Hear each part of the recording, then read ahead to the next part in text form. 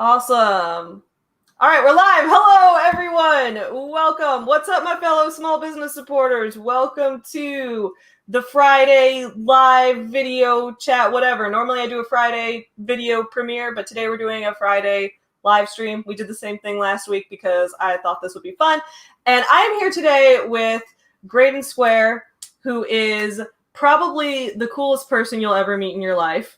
So I hope you guys enjoy this video. But basically, what I wanted to talk about today was, in the author world and in the small business world on YouTube, we talk a lot about what it means for something to be indie, what it means for like small business versus big business. I did a video essay about a year ago on my channel about the concept of narrowcasting and how that is changing the kind of the industry away from having to be big business corporate backed in order to make it in this type of world.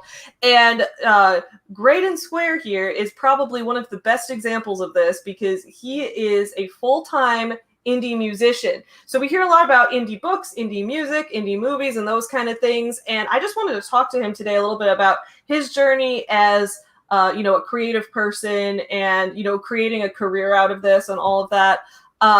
Yeah, so I guess to get started, how about you introduce yourself, tell us about, you and your career and what you do for anyone who doesn't know.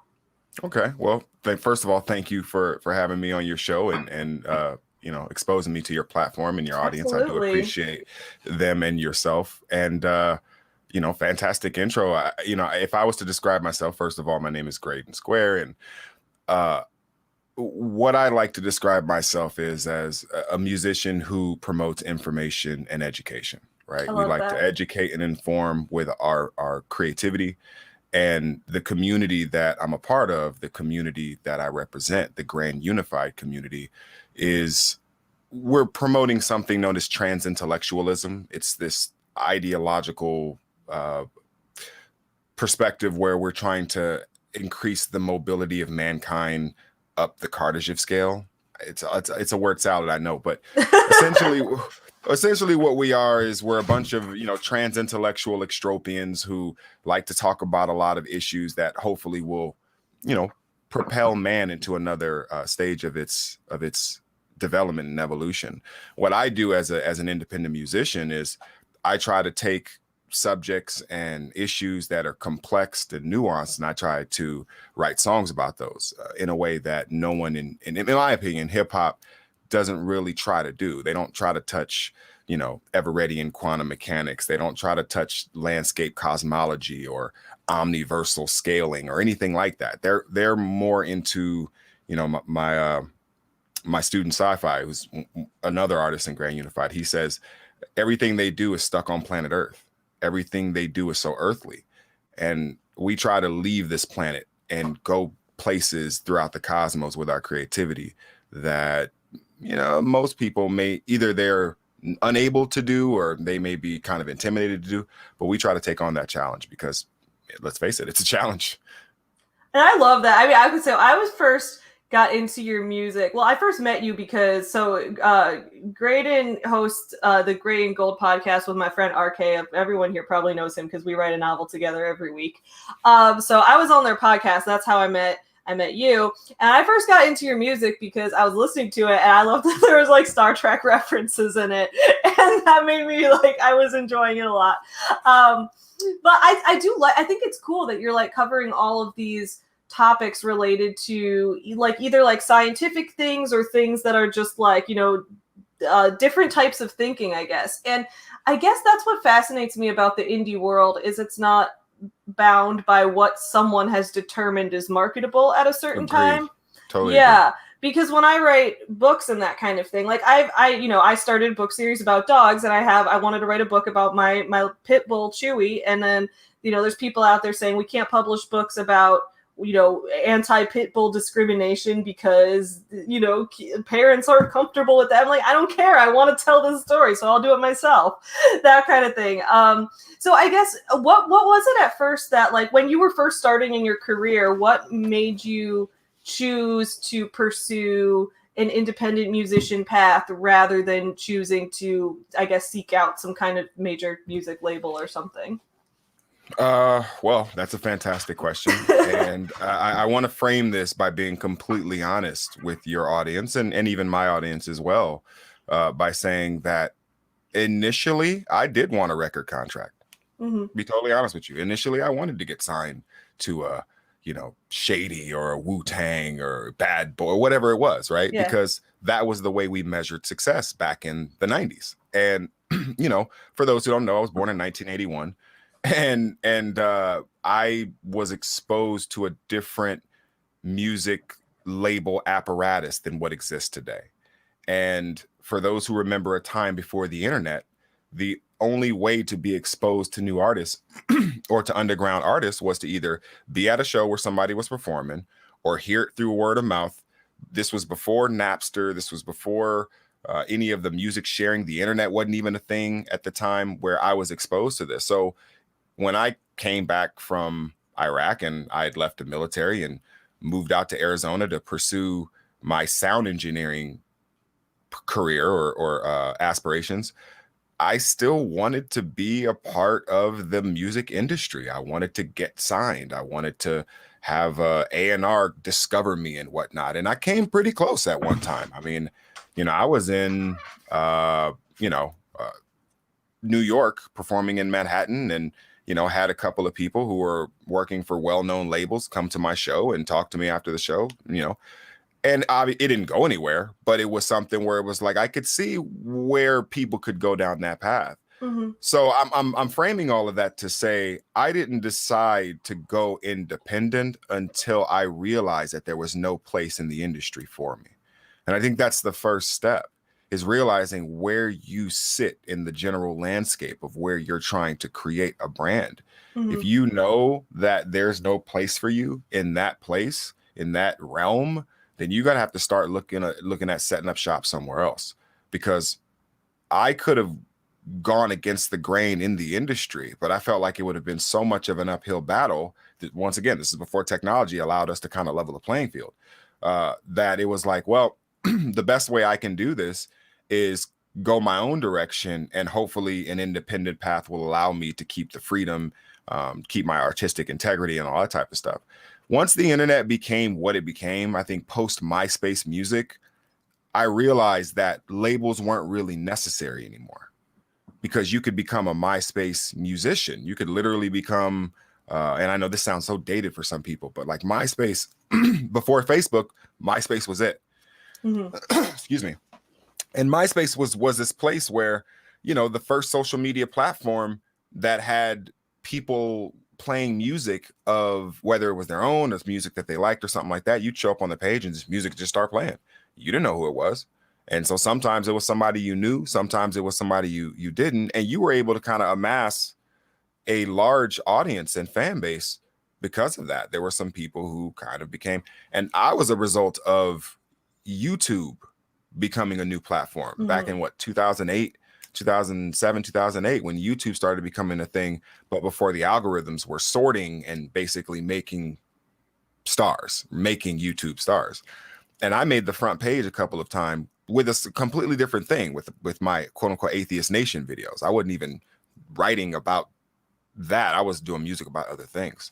So I guess to answer the question, to bring it all back around, the decision I made to go independent was more related to figuring out that I didn't really fit. I was a puzzle piece that didn't really fit in the quote unquote industry. I always had to explain why I was marketable or sellable, or why what I was going to talk about could be sold. Mm-hmm. And I thought, well, I'm out there, so I'm assuming that there's people out there who think like me. I mean, it was kind of like the Drake equation sort of thing. I mean, you just, obviously you take the total population of humanity and you start kind of separating and whittling it down to your potential audience base. And yeah, sure, it's not the people who are going to listen to Hot 97 or Power 106, but there's enough of those people out there for me to sustain myself. At least I thought. Mm-hmm. Most people didn't.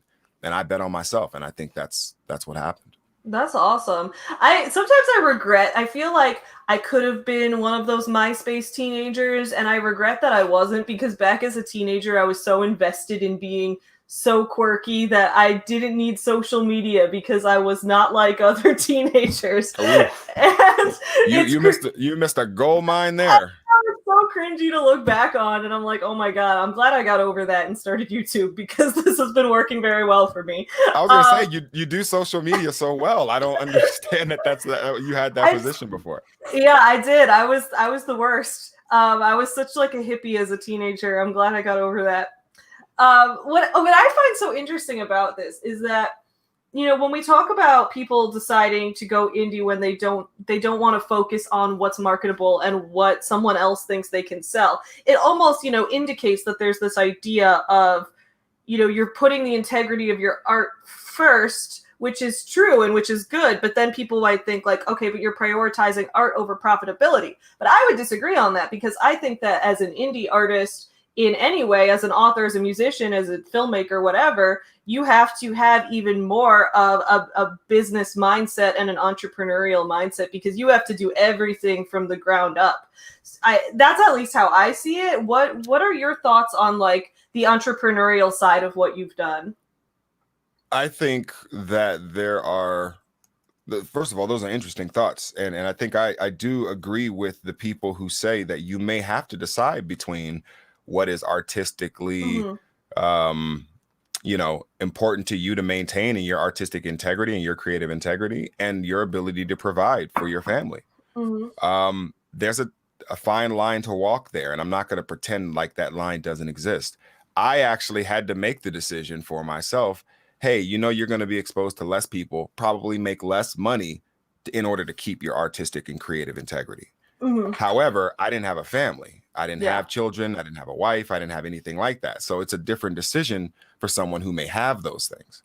And me choosing to go my own route and saying, hey, man, I'm going to just, you know, like I said, bet on me, bet on GU.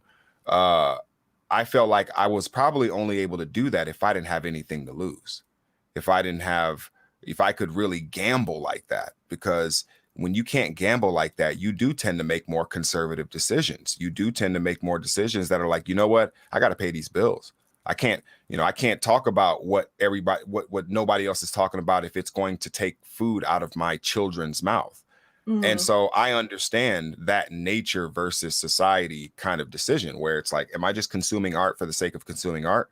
Or is this art, you know, doing something for me in order for me to better my life? And then on the flip side, you know, am I producing this art because, you know, I just want to produce this art, or is this bettering someone's life? Like, what impact is this having on other people? You may have to make that choice, that what you're talking about may not be as profitable as what everybody else is talking about. And I've had to make that decision myself. Now, thankfully for me, I was able to kind of hone in and dial in what my demographic was so that I can appeal specifically to those type of people. Like you said, people who love Star Trek and people who like science fiction references in their music or something like that. Yeah, like, I'm glad I found you. Yeah, and it's easy to appeal to someone like you because you understand we speak the same language. We may not come from the same place, you know, but there is a commonality in the language we speak, whether it's science fiction, whether it's education, evolution, evolutionary biology, whatever these different things are.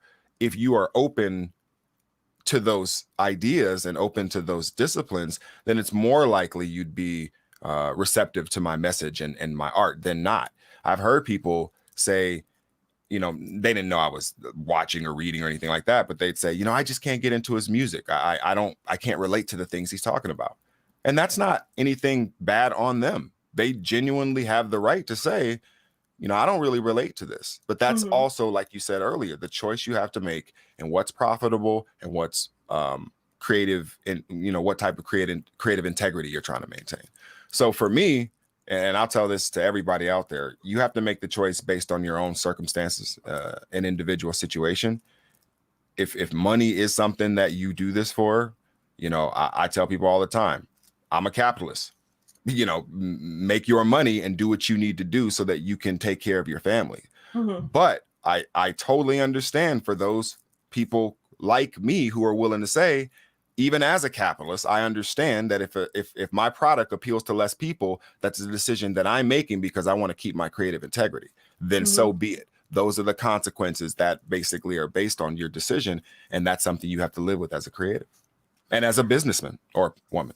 Yeah, I agree with that, absolutely. And what I think is great is that you, as an indie musician or an indie author like I am, or whatever you are, you're able to kind of identify a target audience in terms of something that's more, I guess, traditional media would be the way to say it, like books released by a big publisher, or I've heard that term. I've heard legacy media. Legacy, yeah, those kind of things. Like in terms of that type of media, the idea is that there are going to be a few people who become very successful in this, and that everybody is going to be their audience. This kind of changes the scale a little bit, where it's like, I, as an author, will probably never make the money that Stephen King makes, but that's okay. I didn't go in this to make the money he makes. I just want to make a full-time living as an author. Whereas, decades ago, the idea was you were either going to hit it big in this or you were going to starve for the rest of your life in this. And it's like, well, now there's maybe more of a middle ground where you can just create your own full-time career in this and have the same type of full-time career that someone in a different field would have. And it's not like, it's not an all or nothing type of approach anymore. And that's what I've talked about with the idea of narrowcasting, where it's like everybody can find their own target audience. And this is good for artists as well as for consumers, because, if you weren't able to find a target audience and you didn't exist, I wouldn't get to listen to rap with Star Trek references in it, like that's just and that's a part of why narrowcasting as opposed to broadcasting is so much more important to the indie artists than to the national brand that is created in a boardroom with, people with marketing degrees. And, that's a totally different thing. And you may get some of that, like, kind of bleed over. Some of those people in that boardroom, they may be artistic people. They may be people who got that way because they go against the grain and they are kind of, countercultural to what maybe has made things successful so far. And the people who run that business or run that branding agency probably prefer people who think outside the box in that way. And then on the other side, you may find someone who is an independent artist who treats their independent art like a business, like a national or global brand. And so they're very methodical and sterile with how they approach who they market to and why. It's just about the numbers. Who cares if you're talking about Star Trek and Omniverse and overview perspective if I can make you dance and have this song play for 250 million times? And anybody who's had those numbers is going to tell you they'd rather have those numbers than enlighten people and open their mind. That's a part of it. Yeah. That's a part of it. And with me, it was like all of my inspirations were thinkers and intellectuals. So I wanted to be like them. It didn't matter if I made money or not, because I knew those people were remembered throughout history in a way that money couldn't buy you that. You can't buy your way into history in that, to be remembered by history. Either you've done something profound with what humanity has access to, or you didn't. And I feel like I wanted to be a part of the group of people who did something profound with their creativity and their thinking. So I tried to chase those people, and I knew that, this is probably going to be a smaller demographic to appeal to. But, like you said, with narrowcasting, that's a part of finding your demographic and making it so that, you're not a millionaire, but you're not starving either. That middle ground has been satisfied. Exactly. And I will say your music does have multiple purposes, because I'll listen to it to think about concepts, but I'll also lift weights to it, because it just it's good shit. And yes, what you're saying is true, definitely. And that's even a thing. I'm working on a business book right now that I'm going to release next month. And part of it's talking about the idea of scaling in a business. I think a lot of people have this idea that once you reach a certain level of success, you always need to grow, that you constantly need to scale. Like if you are making full time as a writer or as a musician, that means it's time to take it to the next step. And now you're supposed to get ridiculously rich. And it's like, you don't have to, though. You can be a small business owner for the rest of your life. And I intend to be a small business owner for the rest of my life, because I think that's great. Sometimes you can't control that, though. That's true. I know what you mean. And I think if you have a choice to kind of keep a small footprint, when I was younger and I thought I wanted to be famous, I wasn't emotionally equipped to be famous. Yes. Right. And then when I kind of developed the awareness that I wasn't emotionally fit to be famous, I would then sabotage opportunities for me to be famous, because I knew if I allowed myself to get too big, then I would put myself in a situation where those flaws and those those character defects would be, just kind of put on a great grand stage. And I wasn't ready to deal with that. And a lot of people, for what they go through with their creativity and how they approach things, it's like they don't understand what fame costs you. They don't understand what like mass success and mass notoriety and everybody knowing who you are and why you are. It's not what it sounds like. It sounds great. I guess it sounds cool for some people who've never had that. But when you're recognized on the street and you don't want to be, then you get into a territory of like, all right, how famous do I really want to be? Yeah. How successful do I really want to be? Because let's say you as an artist, you want to be a business person for, the rest of your life, but you write that one story that resonates with the, 12 to 16, teenage girl range. And now for every 12 to 16-year-old teenage girl, your word is now gospel. Yeah. Like, how weighty are your decisions every day? How heavy are the words that come out of your mouth that are going to affect these 12 to 16-year-old teenage girls into adulthood because you wrote a story? And you didn't ask for this. You didn't ask for all the fame and the limelight and people writing you letters saying, oh, I was thinking about suicide. What should I do? You didn't ask for that, but it's yours now. What do you do with it? You see a lot of that, especially with authors, like on Twitter, where an author will say something and then people will be like, how could you betray me like this? Your books got me through the toughest time in my life. It's like, well, they didn't have any control over that. So to an extent, like I'm not condoning that saying awful things on Twitter and alienating your fans is a good thing. It's definitely not. But it's like, when the guy who wrote Percy Jackson, Rick Riordan, when he'll say something and people will be like, I can't believe he would do this. And it's like, he wrote books and they resonated with you, but it's like you can't idolize another human too much. We're all flawed. I completely agree. Yeah. I've had that happen with me as well, where people will be upset about something I decide or decide not to support or whatever the case may be. And the first thing they'll do is say, I can't believe I used to listen to your music, or I can't believe I listened to your music. And it's like, well, if you listen to my music under the assumption that we would agree on everything, 100% of the things that exist in reality, then you probably were listening for the wrong reasons anyway. Yeah. It'd probably be better that you don't listen. But for those people who who fall into the hero worship, I had a conversation with a supporter of mine within the last week. Star Trek episode too. Hero worship. Yeah, hero worship. Absolutely. That's the data one, right?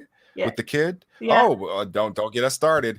Savvy, don't get us started. We're supposed to talk about business, Savvy. We're supposed to talk about business. No, but I think that what was I talking about? Because I started thinking about every Star Trek episode. No, we're talking about hero worship. Oh, hero worship. Right.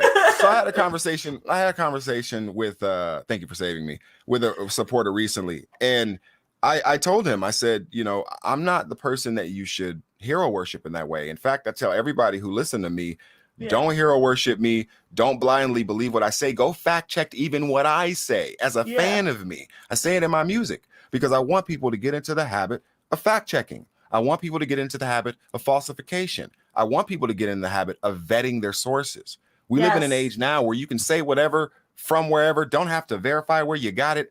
You can just say, I heard it from somewhere, and it's taken as gospel, as truth. And I don't know where and how we fell into that, but I think it's a very dangerous place to be, because the lines of what people think is truth and reality get so blurred and fuzzy that I'm not really sure which way is up at this point. Yeah. I love that about, like, when I watch your live streams and things like that, everything feels so much like everything is a discussion. Everything is bring new information and new sources into it. I see too much of the idea that, like, somebody has a belief or they have an ideology or something, and that's part of their identity. And that makes no sense to me, because I think that should evolve over time, at least for me, like, in terms of, and this is going a little bit off the rails, but in terms of, like, what you believe in terms of economics, in terms of politics, in terms of religion, in terms of whatever. If someone presents new information to you, it makes sense to be willing to change that rather than say, I fundamentally disagree with you. You still can disagree with them at the end, if that makes sense. But like, I don't know why a lot of people seem not open to considering new information if it's going to challenge what they originally thought was true. And that's not any particular group of people. I think that's just all of us. I agree with you. I can give you a personal example where I have to face that, and without completely dry snitching on myself, but I consider myself armchair psychonaut, if you will, and I've experienced a few psychedelics in my day. And the question I always ask myself internally, and I don't think I've ever admitted this before publicly, but the question I always ask myself personally is, how is this going to affect my view of reality? How is this going to affect my atheism? What if I have a psychedelic experience that directly challenges my ability to be impartial and unbiased about how I view reality, and I start subscribing to some higher power or higher being or deity of some kind? What if this particular experience does that to me? And of course, I take the plunge anyway, just because it's like, well, that's a part of the journey, right? Like, everything that I've built myself on up until this point can be directly challenged and destroyed right now with this particular experience. And I may have to come back to the people and be like, you know what? Maybe I was wrong. Maybe there is something else. Now, that hasn't happened, but there's always that potentiality of the experience where psychologically and intellectually, at a fundamental level, I'm changed to where my view on reality has changed, and I have to now take on a different ideological position in my creativity and in my life. And I think that's why people tend to be so afraid of introducing new information into the equation, because it will fundamentally change who and what you are. If you were a theist before and you read certain books, it might make you an atheist. If you were an atheist before and you take certain chemicals and you have certain experiences, it might make you a theist, or whatever the switch actually is. Whatever the economic policies might be, you may be further on the left and then have to kind of be in the face of whatever business or whatever experience you may have, and then have to shift your perspective to the right a little bit, or vice versa. I think it just depends on who and what you are and what you're introducing into the equation. I think that's what really informs the fear that people have with introducing that new information into the equation. I will say, like, and this, I'm not that old yet, so I guess I can't talk about how many ideological shifts I've gone through in my life since I'm still fairly young, but I feel like this has happened to me a lot. Like, when I was a teenager, I was an anarchist, and I was like, no government, it should all burn to the ground. And then from there, I was like, actually, I'm a Republican. I was a Republican briefly when I was like 17. It was very weird. And then I shifted away from that because I was presenting new information where I was like, so now I just don't commit to anything, because I'm like, there's always going to be new information out there. I'd probably consider myself generally a leftist, but I don't commit to anything because, the spectrum isn't solidified. There's always new information and new ideas that you're going to have to remain open to. At least that's how I see it. So whenever I talk about political things on my channel, I just usually get drunk and get demonetized, and it's weird. No, for sure. I think, I don't know how much time we have to kind of to tackle this particular we have as much time. We have until 12:30 Central. We have one more hour worth of time. So we have a lot of time. So I would say this, a lot of people in today's age kind of expect you to, fall hard behind something or back something or take up the ideological mantle of something. You say you don't commit to anything, which I understand. As an independent thinker, I'm independent in most ways in my life. I mean, I can't think of many ways I'm not independent, from politically to economically to the way that I see reality. I feel like I've developed these ideas and perspectives over time that have a nuance to them that wouldn't fit in most ideological places. I feel like it would be different. I think that where we are politically, people expect you to kind of gangbang or tribalistically represent your ideologies. If you're a leftist, they want you to kind of rah-rah you're a leftist. Yeah. If you're a conservative, they want that as well. Either, whatever it is, they want you to represent it, to the point now where people will express resentment or disappointment that you don't represent certain things. I've never actively expressed support for the political movement that is Black Lives Matters. But as a Black man, it'd be hard for me not to say that I don't believe that our lives matter. But if you ask me if I supported the organization, I would say no. And there's so many people out there who feel like, well, you have to support it. Well, there's a lot of things I don't support. It's just the one that you support that I don't support that you're worried about. And that's where it gets weird to me, because I don't support a lot of things. Yeah, exactly. I'm not a Democrat. I'm not a Republican. I'm not a part of the Young Republicans. I'm not a part of the Green Party, the anarchists, the goddamn whoever. I'm not a part of any of that. So what makes you think I'm going to join your group or back your group, even if I agree with some of the things that you're talking about? But you're probably going to know, based on who I am, I'm probably going to disagree with a lot of things too. So the type of person that I am, it makes it hard for me to find, Tim Pool calls it politically homeless.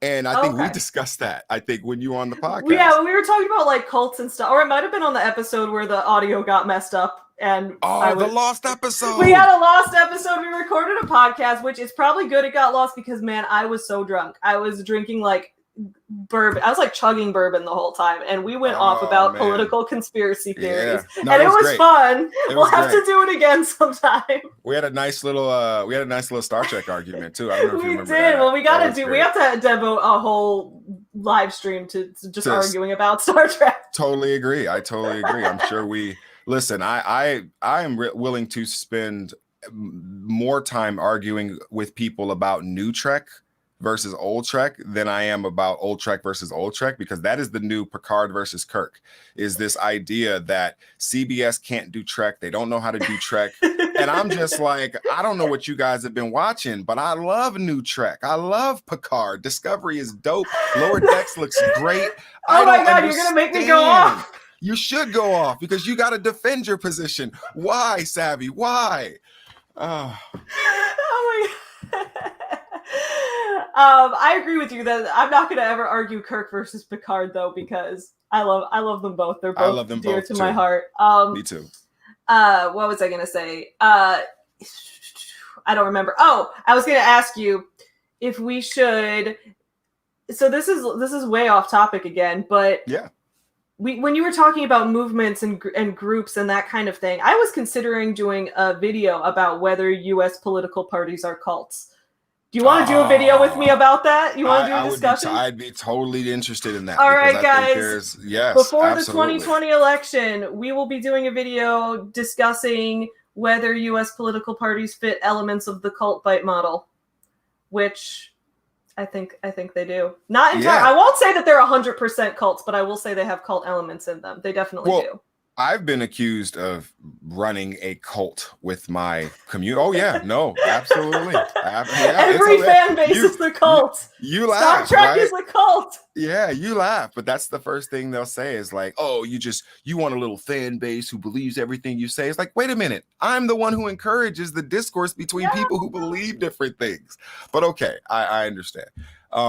I think that when you're camping up based on ideologies, RK calls it the ideological bunker, where you get into your bunker and then within your bunker kind of peek out and spew your rhetoric, and you're refortified because you're in this kind of this just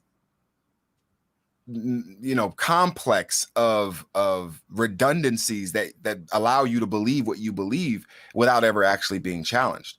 And I want things. This is why I listen to different people that I don't agree with. This is why I listen to the Ben Shapiro's and the Jimmy Dores and, the whoever it is. I mean, on the left and the right, it doesn't matter. I want to hear what you have to say, whether I agree with you or I don't. And I know not everybody's like that. I totally understand. I'm the exact same way. I intentionally seek out people I do and don't agree with on the internet in their video, because that comes back to the internet, dude. We have the opportunity to watch everything. to take in everything. And like, I'm the kind of person, I can be doing art on one computer monitor and I have a second monitor, I have videos up. I can listen to videos by everybody and just, I just think it's useless to not listen to people you disagree with, because if you do that, then you can never, at the very least, you can't argue against them, because you're going to straw man, and then that takes you nowhere. That's how I see it. Yeah. Yeah. But there's more to it than that. There's a lot of truth in that. No, there's a lot of truth in that. And I think, no one is saying that you have to create a playlist of people you just disagree with and have to listen to them all day. Right. But I think it's important to understand that if you hold a certain ideological perspective that's been hardened over time and has never faced any type of scrutiny or challenge by yourself, and you don't listen to any outsider, any things that from the outside that may come in and challenge that, I feel like you start creating an echo chamber for your beliefs that are biased and inaccurate and aged and outdated. And I just feel like that's the wrong way to evolve your thinking, especially if you're trying to future-proof your thoughts against time, where the culture is going to age and things are going to progress, and you hopefully are on the right side of history with the way that you think, and not just stuck in a moment of time where you're caught up in everybody's fervor about things. And that's the last thing I wanted to be, was somebody who just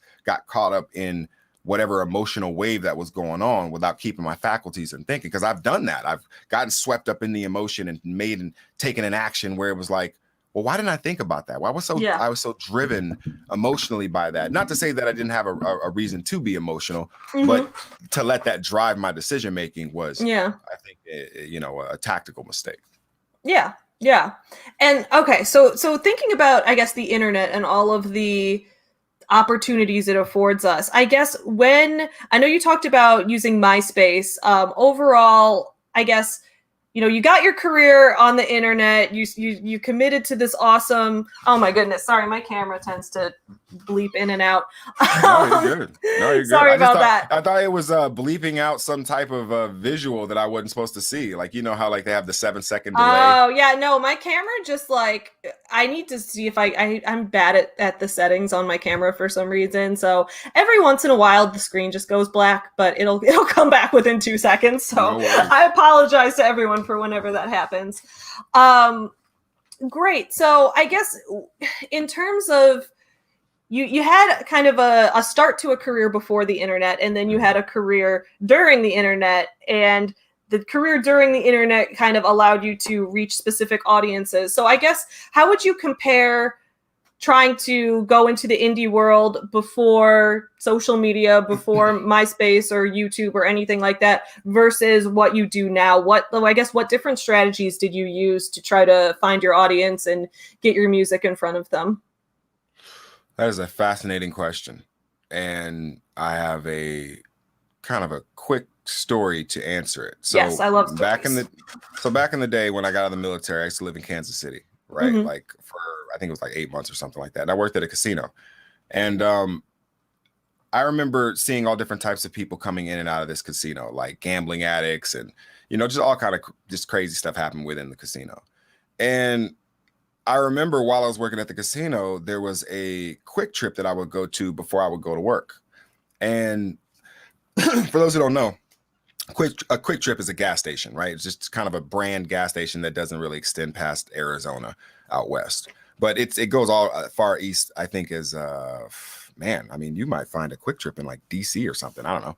Either way, I used to go to Quick Trip and stand outside with my burnt CDs and ask people if they would let me listen to my CD in their car, and try to sell them my CD in their car.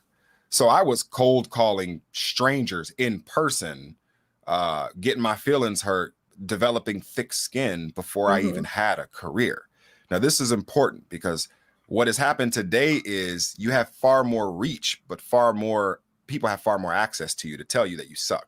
Yeah. Before, it was 1-on-1 or 1-on-5 or one on a party or one on a block party or something like that. It was, the number scaling wasn't as intimidating as they are now. Now you have it to where, you get on the internet and essentially anybody in the world who has access to you then can tell you how bad you suck. And if you don't have the skin that's thick enough to realize, like, hey, this is a part of the game, this is a part of creativity, this is a part of you being a creative, you're going to have people that tell you you suck. That discourages a lot of people. That discourages a lot of people. So I'd say get your skin thick first. Find out a way to make sure that when you do face that first criticism, it doesn't break you. When you do face that first person who says, hey, man, I don't think you should do this. I think you should do something else. It doesn't break you, because you're going to need that in order to get better. That's going to drive you to get better at what you're doing so that you can reach the people that you want to reach. Now, going into the future, in an age where the internet is a thing, you have to understand how the internet works and why people follow, share, and like things to begin with. And most of it is based on confirmation bias. Now, if you're able to find people who will have that confirmation bias to your creativity, then that's a good starting point. Because with those people, they are going to be your hardcore supporters that are going to basically sell your creativity to other people, because you need endorsements. Right? You need people to say, hey, I watched this, or I listened to this, or I read this and it was dope. If I go out right now and tell my fan base, hey, I read Savvy and RK's book, it was dope.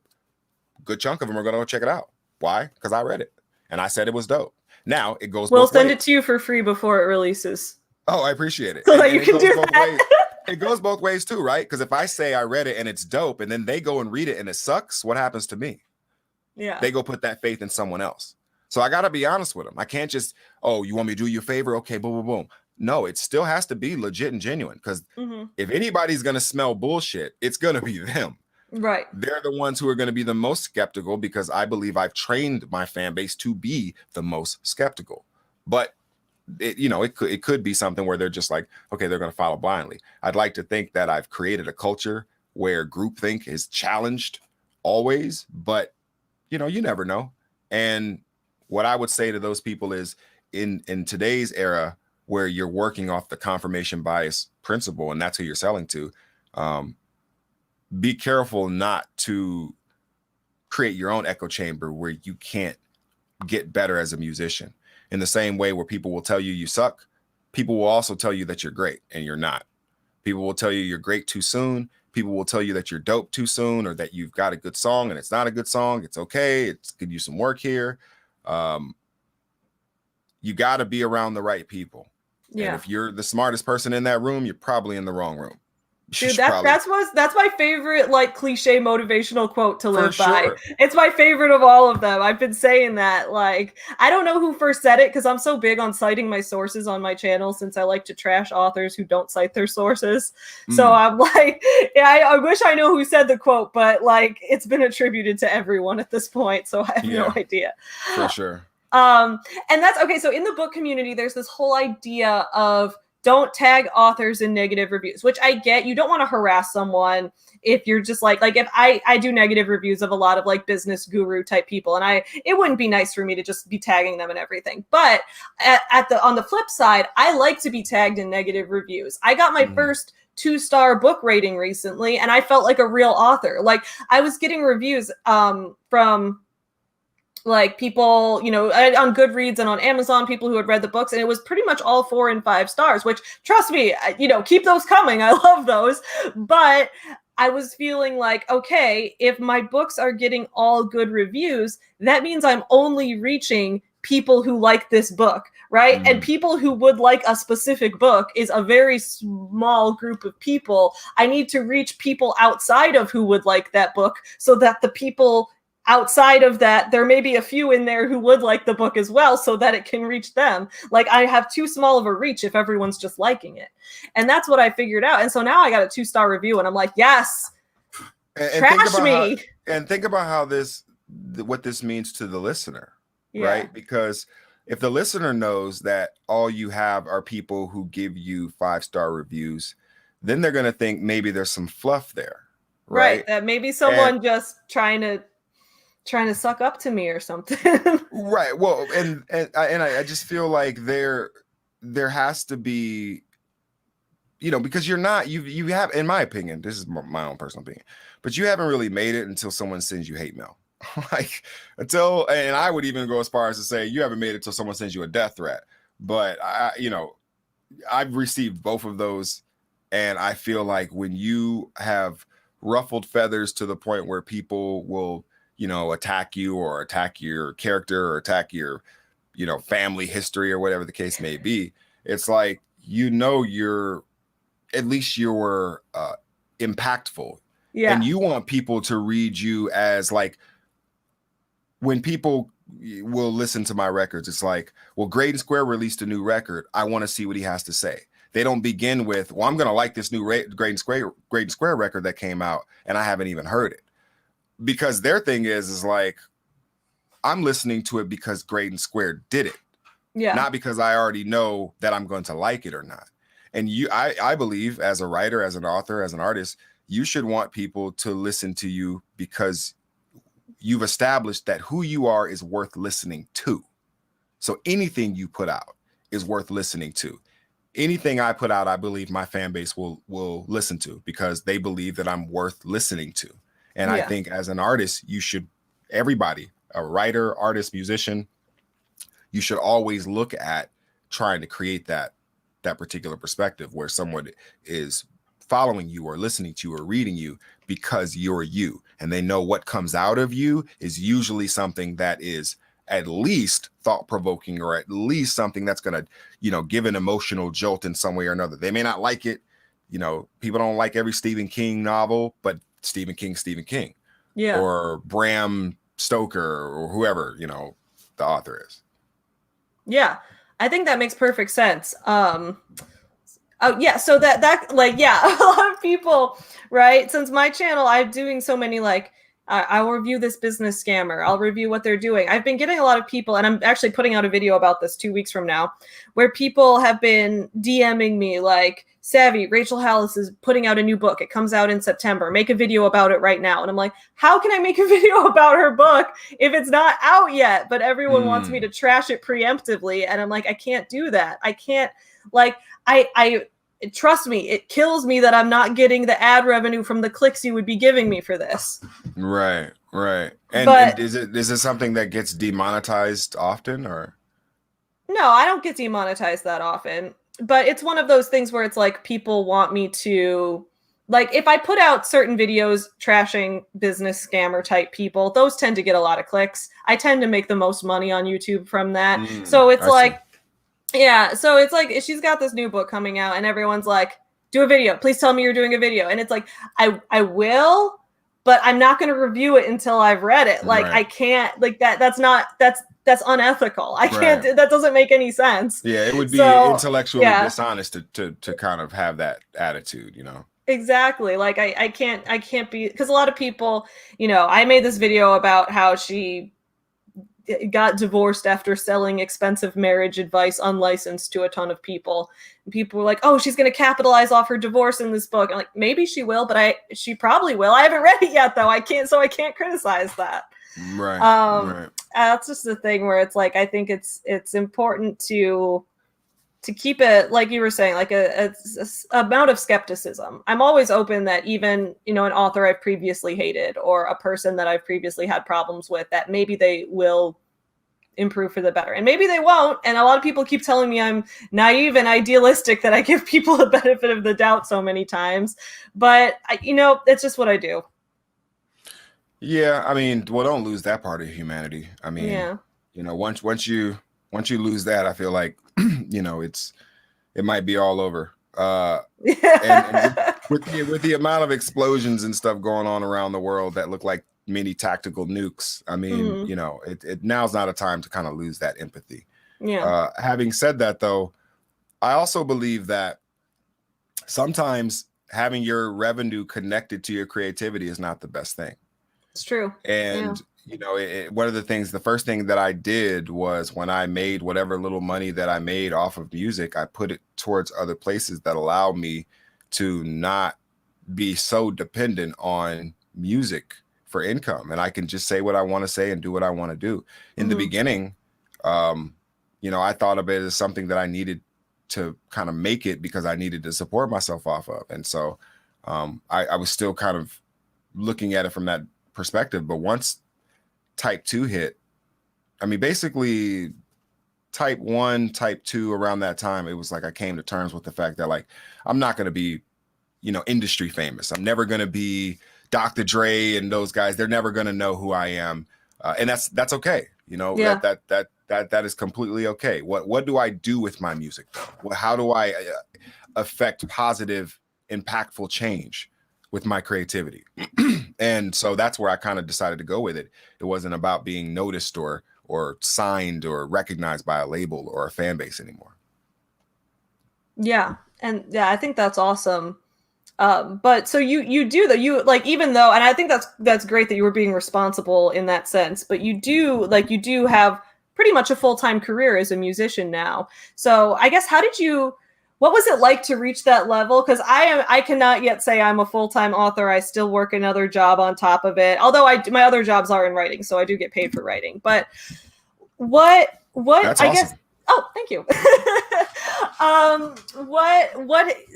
What was it that, like, I don't know how to phrase this question. I'm bad at this. That put me over the edge, or that made it to where it was like at what point were you like, I'm a full-time musician now, you know?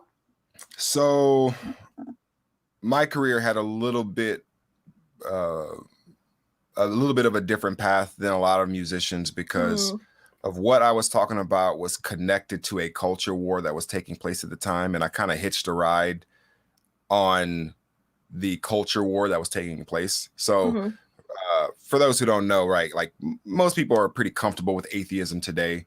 You know, it's not a big deal anymore. But when I was coming up, and in the 2000s, specifically in the mid 2000s, like, atheism was not popular. Atheism was not a mainstream thing, and people weren't open about their secularism or atheism, right? It was pretty much like, hey, if you were especially if you were a Black atheist, forget if you were just an atheist in the kind of the general culture, but if you were a Black atheist, there was also something, because you were considered, quote unquote, a minority within a minority. And it was like, even within the culture that I'm from, I would face pushback by going against the ideological grain that had already been established with the religiosity of the community and the people. So for me, it was like hitching a ride on what was the ideological culture war of atheism versus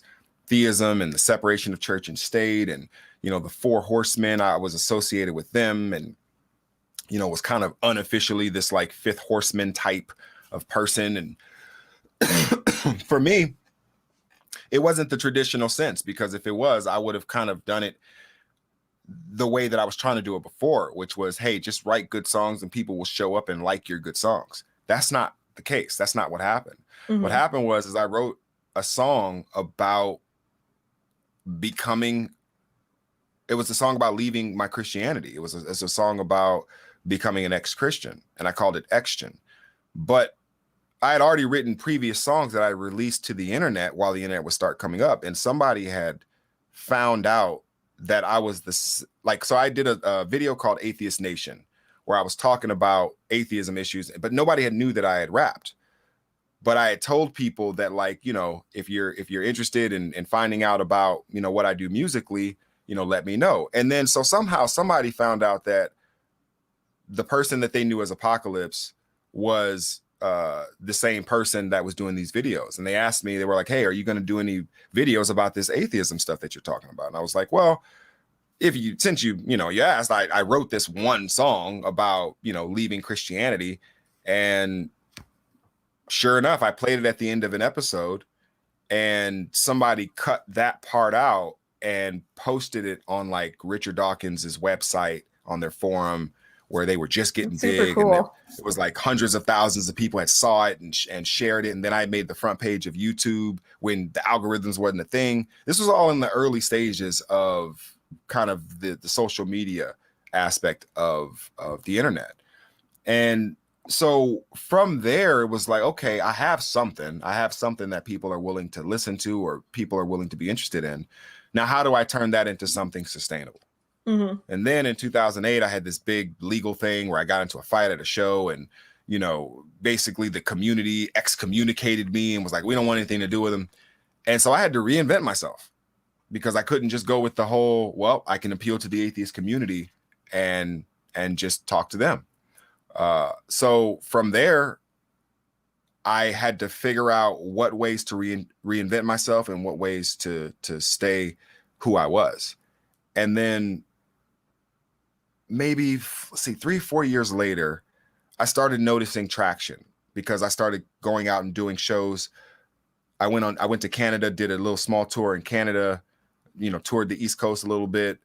And then about the end of type 1, I started realizing that I was making more money from album sales than I was from my regular job as like an educational recruiter or whatever for like University of Phoenix and whatnot.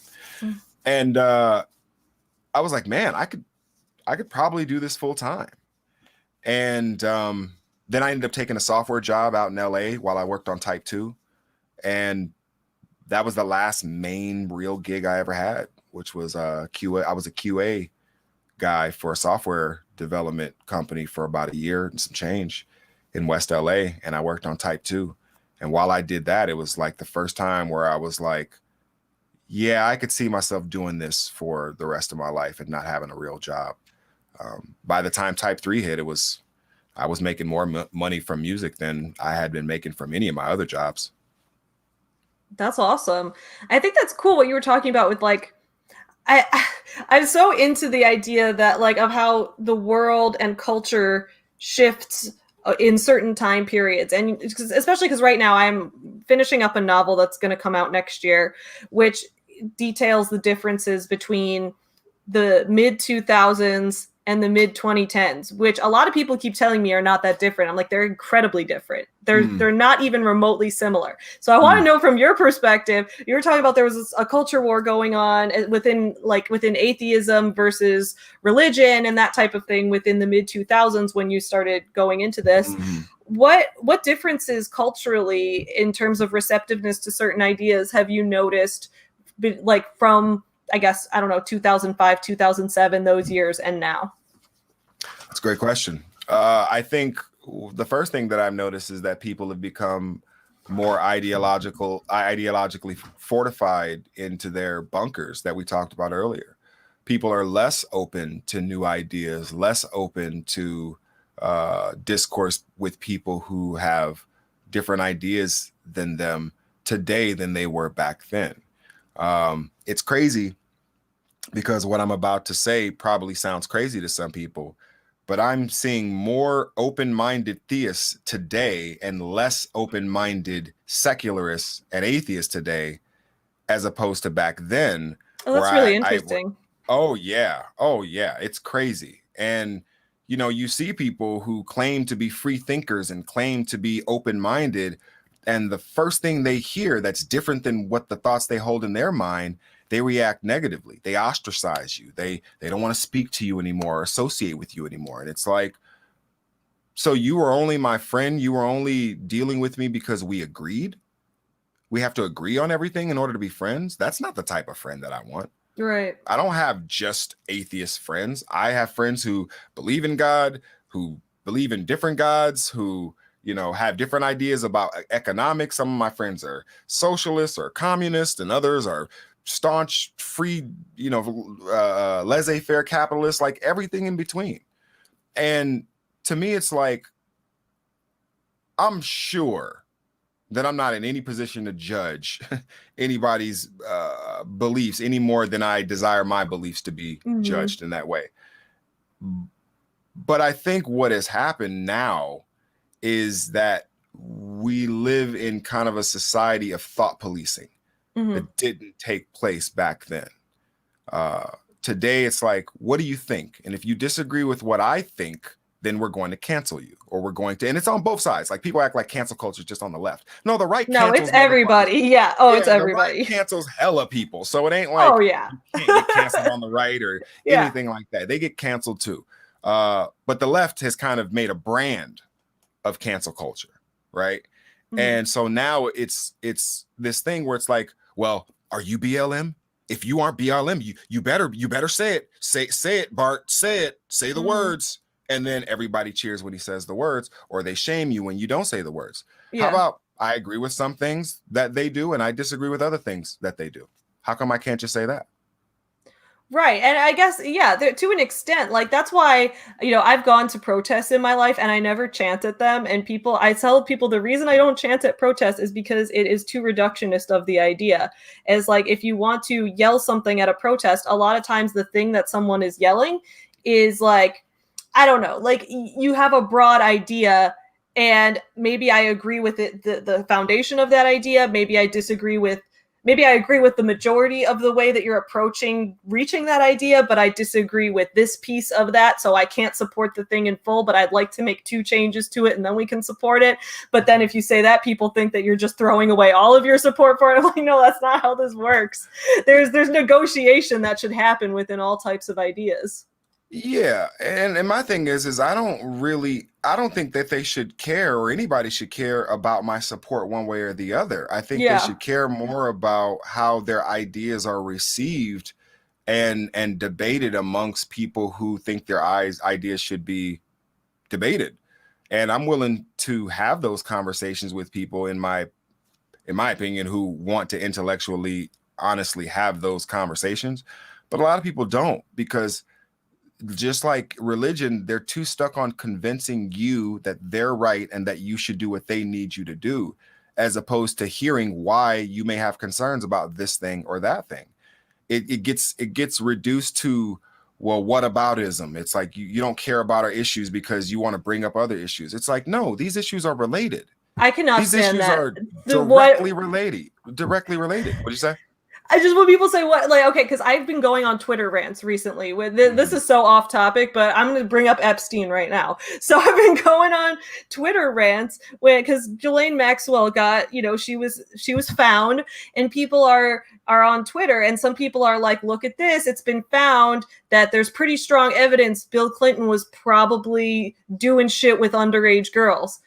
That's terrible. That is unacceptable. But then someone will get in the comments and be like, yeah, but why aren't we focusing on how Trump was doing stuff with underage girls? I'm like, you realize there's more than one rapist in the world at a time. Like, so that just drives me off the wall insane. I'm like, we need to address all of these. Why is someone saying that we can't focus on one? We have to, like, that's disgusting to me. Stop it. Yeah, and to be fair, just because you don't support something doesn't mean you're against it. I think a lot of people feel like if you aren't with us, you're against us. I hate that so much. And that's not me, because I never chose a side. I tell people all the time, I was never a Democrat. I was never a Republican. I was never a quote unquote progressive or a quote unquote liberal or quote unquote conservative. I was always grand unified. I was always me. And I've been consistent on this. Even if you go back to my first album, I did a song called Pandora's Box, where I talked about this and about Democrats, Republicans, Bloods, Crips, left, right, Christians, it's all, I looked at it as all just gangs. And I kind of put that out there at that time. And people have become more gang related in their ideologies. And I've become more distant from the tribalistic gangbanging of ideologies as a whole. I don't want to gangbang ideologies. If I ever got swept up in that, I quickly wanted to be like, you know what? This is not what I want to be a part of. I want to be a part of the upward mobility of humanity on the Kardashev scale. That is what trans intellectualism is. And if I'm not doing that, I'm doing something wrong. Mm-hmm. So do you think that being independent in terms of thought relates to being independent in terms of your career? Like, yes. Yeah. Absolutely. And it transfers over into other places politically, right? Like, man, I wish I wouldn't have voted for Obama in 2008, but okay. It's like the one time I was like too young to vote in 2008, so man. I have yeah, dog, like don't get me started on that. But for the most part, I have maintained a level of independence in my life, professionally and culturally and politically, that look, I don't expect people to follow. I don't expect everybody to be like that, but it's worked for me. And it's worked for how I process information and how I see the world. It is a big part of who I am. Yeah. I'll tell people I've never voted for a candidate who's won, ever. Interesting. Because I think I just tend to and maybe this is because I try not to get as swept up in what people are saying. I tend to just try to research them all individually. And then I end up finding that I most support someone and who nobody's heard of. That's what ends up happening. So I end up voting for the person I support the most. And then I look at the list and it's like 3 people voted for this person. I'm like, okay. That's hilarious. And you were one of the 3? That's so funny. That's always what happens. So yeah, me voting for someone is not really a good luck charm, it turns out. Yeah, and I feel like there are people who also feel like the system is fundamentally broken. They may disagree with the Electoral College. They may disagree with the zoning, or, you know, there's, you know, accusations of voter suppression, all things that should be discussed, right, and dissected. But I feel like even my positions on that are wholly independent of the left and the right crafted narrative that exists today. Yeah. I think it's absolutely ridiculous that it feels like a cult to me. Again, that's where the whole like, well, what about this? Why are you focusing on this when you could focus on this? And if you don't say this thing this way, and if you don't agree with this thing, and if you even, it's the information control idea too, where it's like you can say like, I am not a right-wing person, but I would watch Ben Shapiro just to see what he's saying.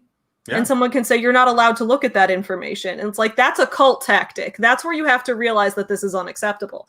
But that'll be a different video when we talk about cults. Yeah. Well, it's funny because I was on a live stream and I was watching Joe Rogan listen to some guy talk about his UFO experience, right? And I'm just sitting there listening, right? Because that's what people who are interested do. If someone goes like, I thought you were better this grade and listening to this pseudoscience. I'm like, what in the fuck is wrong with you? And then he's like, well, I still like your music. I just thought you were better than this. It's like, bro, get off my channel with that nonsense. I'm listening to a dude talk to another dude. If you want to put that much into it, no one's going to miss you. You don't provide anything of value. So whatever. But there are people out there who feel like that. You shouldn't listen to certain people. You shouldn't watch certain people. You shouldn't listen to Joe Rogan. How dare you listen to Ben Shapiro? How dare you listen to Jimmy Dore? How dare you? Why can't I listen to Jimmy? Why can't I listen to Ben or Joe or Eric Weinstein or any of the people there's another one, Jordan Peterson. People will tell me, I didn't even know who Jordan Peterson was till motherfuckers told me not to listen to him. Same. I had never heard of the guy. And then people were like, he's so awful. So I listened to him. I'm like, I disagree with him on pretty much everything, but listening to him did not corrupt my brain. Exactly. And there are people out there who feel like, well, if you even listen to these people, then you're giving them a platform or you're platforming them. Or oh my God, I could go on about platforming and deep. This is the whole thing, guys. We're in a narrowcast society. This all comes back to indie shit.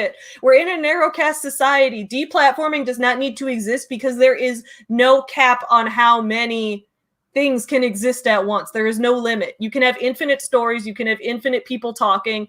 You don't have to eliminate anyone because we can all exist here, and you can disagree with someone, but you don't have to take them off of the internet.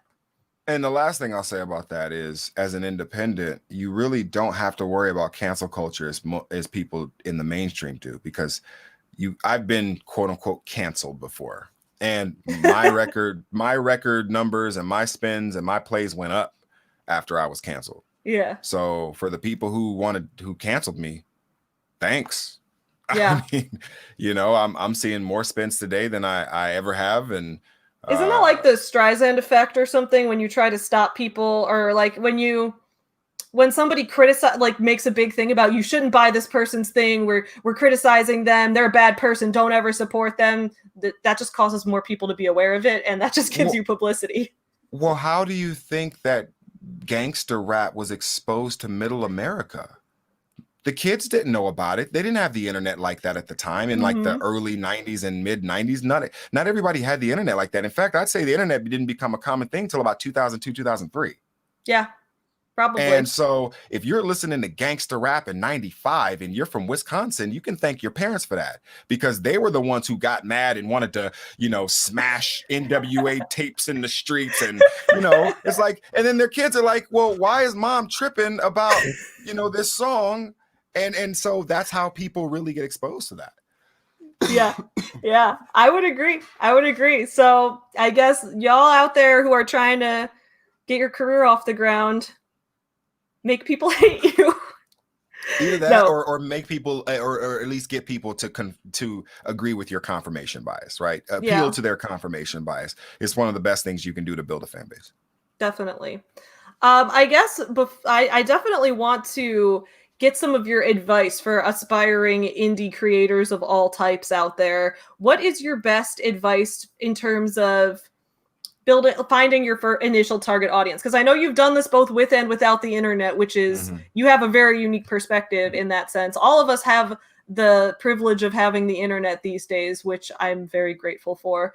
What is your best tip for someone, maybe either someone like me who's partway through their indie author career, or someone who's starting a career where they're going to be putting out their own work and finding their own audience to buy it? What do you suggest? What are your best tips for identifying and reaching your target audience? This is going to sound weird, but don't reinvent the wheel unless you're inventing the wheel. Huh. Okay. Elaborate, And please. I say that because, okay, your demographic most likely already exists. Mm-hmm. You who you want to appeal to most likely already exists out there in society somewhere.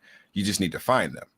Now, that is unless you're doing something absolutely 100% completely unique, in which now you have to expose people to something unique and then explain to them why they like it. So those are two fundamentally different things. However, I think they're related because if you know you're not inventing the wheel, then it makes finding people who buy tires and wheels and spokes and everything that's associated with wheels much easier. You don't have to create something new. In fact, even if you want to create a wheel that doesn't have any air in it to go on your car, it's a lot more to sell than, a tread or a square box or something weird, right? Like a sphere. No, you don't have to reinvent the wheel. So let's say your audience is something like mine, where I'm talking about science fiction and atheism and stuff like that. Those people already existed. Those people were buying Richard Dawkins books. Those people were Mm-hmm. buying Sam Harris books. Those people were buying Dan Dennett, Julia Sweeney, Ayaan Hirsi Ali, Neil deGrasse Tyson. The people who like those people are the people I'm trying to appeal to. So my music and my lyrics are all written to appeal to people who understand that vocabulary. You have to find who you are and who you appeal to so that you can put that and you can package that creatively for the people who are attracted to those sort of things. And that means if you're into novels from a demographic from 12 to 16 and teen girls, or teenage boys from 15 to 21, or whatever your demographic is, understanding why they're your demographic is important. Why do young boys watch wrestling? Because young boys want to be rowdy. Young boys want to throw themselves around and jump off of things and, be cool and whatever that is. And so when you're young and you see something that appeals to you, it's no different than when you're older and you see something appeal to you. Mm-hmm. Why do we like houses as adults? Privacy, a sense of agency, control, all these different things. Well, that's universal. So it's easy to sell that to people who are into those sort of things. So I would suggest to anybody who's trying to be creative in any way, shape, or form, understanding who it is you're trying to sell what you're creating to, so that you can dial that in and make that more attainable for those people.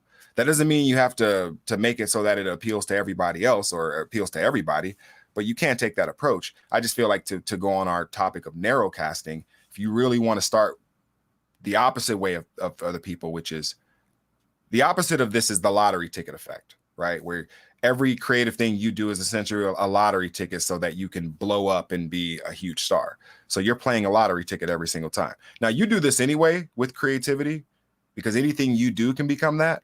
But when you're actively playing the lottery creatively, it's a lot harder to hit, in my opinion.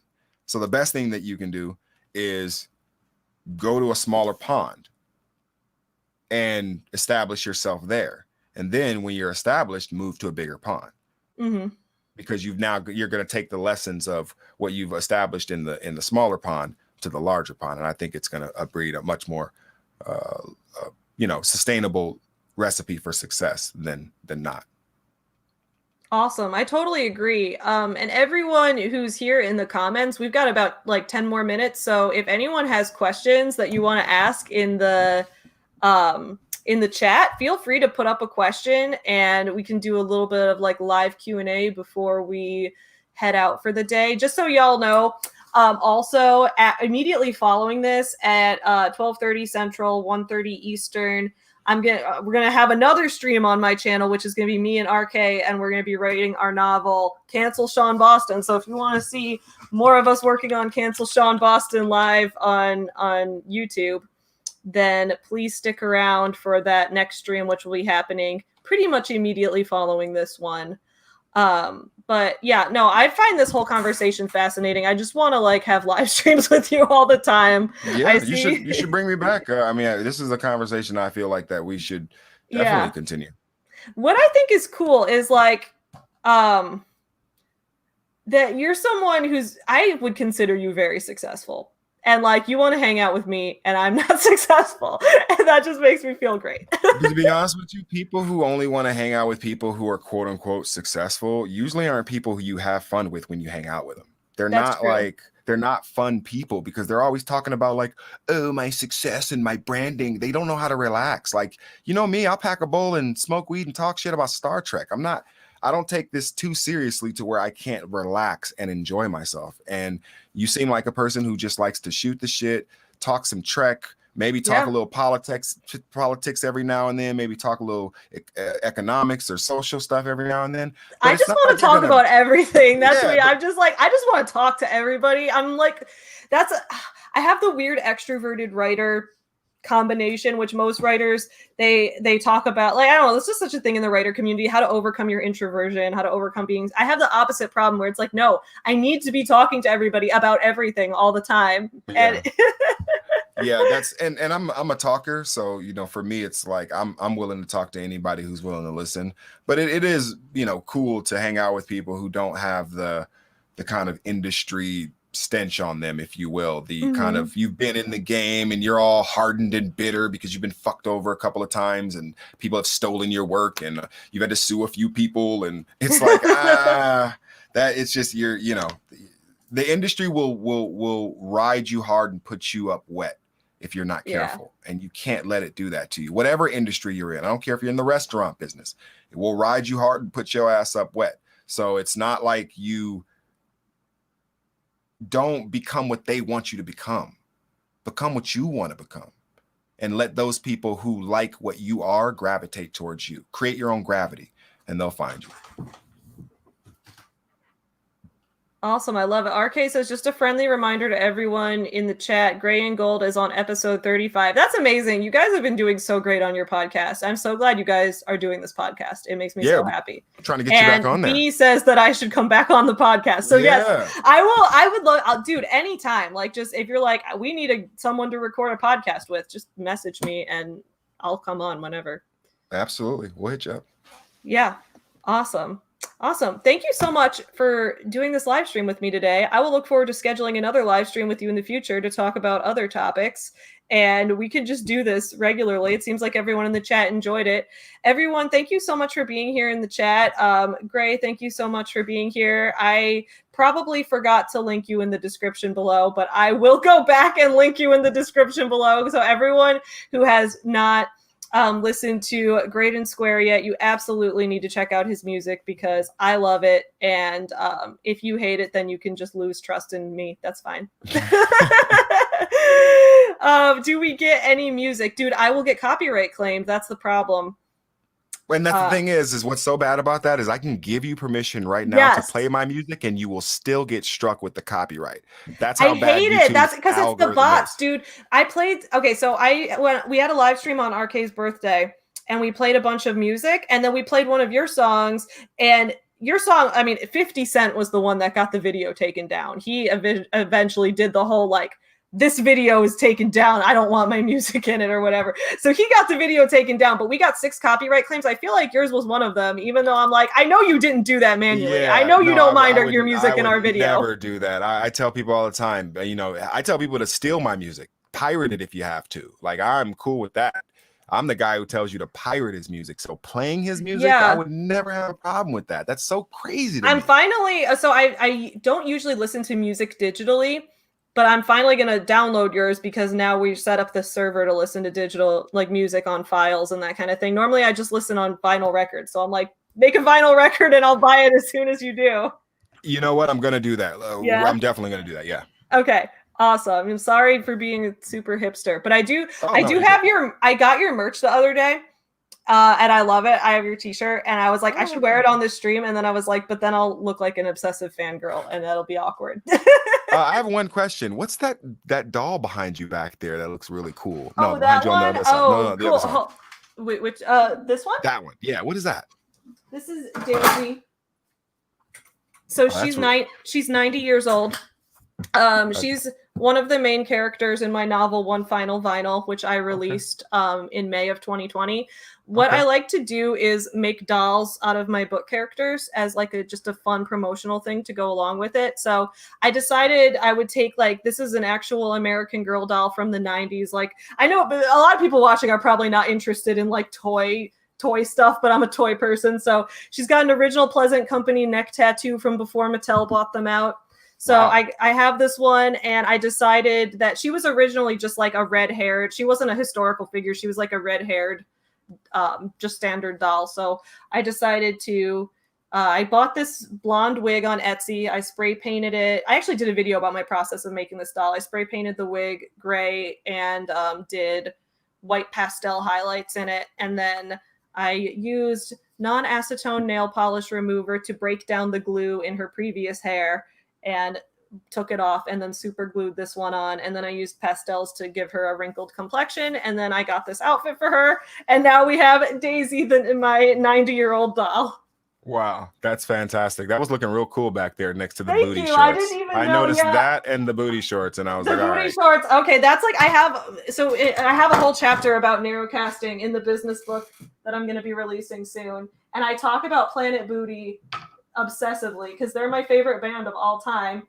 And they're not signed with any label either. They're just like, they're an completely independent band who most people found because they toured with a group who toured with a group who is one of the hosts on the Game Grumps YouTube channel.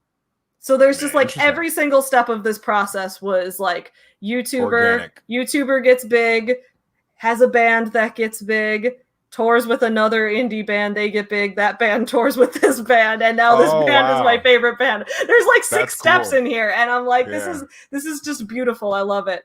That's awesome. Oh, thank you. I appreciate that. Guys, thank you all so much for being here. I really appreciate it. Please don't forget to stick around because in 10 minutes, RK and I are going to be going live to talk about Cancel Sean Boston and work on writing that novel. Funny story, my mom thought Sean Boston was real, and she was asking me why I was hating on this guy on Twitter so much, and I told her he's a fictional character. Don't worry. Oh my goodness. All right, y'all. Thank you so much for being here. I will see you guys again soon. In the meantime, don't forget to support small businesses. That's just my outro. I say in the meantime, please be here in 10 minutes when RK and I go live. So in the next 10 minutes, don't forget to support small businesses. Great. Thank you so much for being here. I'll definitely have you on again soon. Absolutely. Have a great rest of your weekend. Bye, friends. Bye, guys. And oh my God. Ending.